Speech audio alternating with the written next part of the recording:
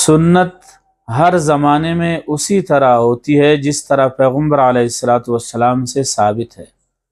پیغمبر علیہ الصلوۃ والسلام کے زمانے میں بھی سنت کا وہی طریقہ تھا، صحابہ اکرام کے زمانے میں بھی، تابعین، تبع تابعین، متقدمین، متاخرین، اب اور قیامت تک سنت کا وہی طریقہ رہتا ہے جو پیغمبر علیہ الصلوۃ والسلام سے ثابت ہے۔ اور بدعت جو ہے وہ علاقائی ہوتی ہے، اس علاقے میں سنت کا، اس علاقہ میں بدعت کا اور طریقہ ہوتا ہے، چند فاصلہ کے بعد اور طریقے سے مناتے ہیں، کچھ اور آگے جائیں گے تو اور طریقے سے منایا جاتا ہے، ذرا دور سفر کریں گے تو پھر اور طریقے سے اس کو منایا جائے گا۔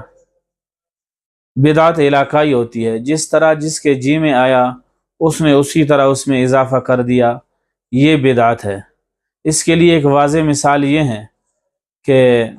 مروجہ جو عید میلاد النبی ہے یہ سنت نہیں ہے، اس لیے کہ یہ ہر زمانے میں تبدیل ہوتا گیا ہے، یہ اس کی نشانی ہے۔ مثلا یہ میلاد مصطفیٰ کے نام سے مشہور تھا، پھر کچھ وقت گزر گیا، پھر میلاد النبی ہو گیا، پھر وقت گزر گیا،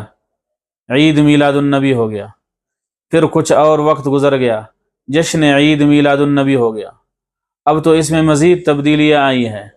کہ لوگ عید مناتے ہیں، کپڑے پہنتے ہیں، کیک کاٹتے ہیں، جانور ذبح کرتے ہیں،